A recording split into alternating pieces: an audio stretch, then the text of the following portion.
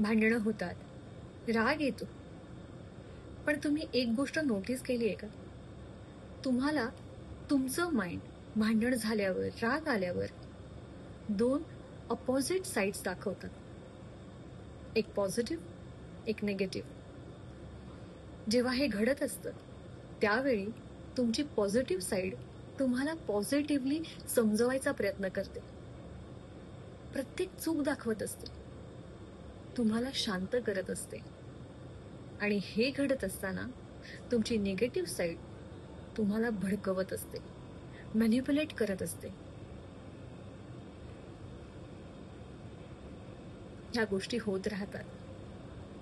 त्याला आपण थांबवू शकत नाही आणि ह्यावर कंट्रोलही ठेवायचा नसतो. तर त्या गोष्टी ऑब्झर्व करायच्या. The biggest mistake we make in love is expectation. The moment you expect, you shift from love to transaction. आता तुम्हाला असं वाटत असेल की तुम्ही एवढं प्रेम देऊन सुद्धा जर तुम्हाला काहीच मिळत नसेल तर काय?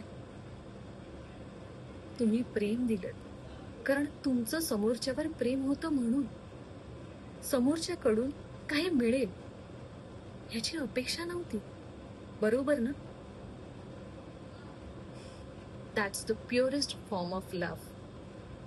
No expectation, just presence.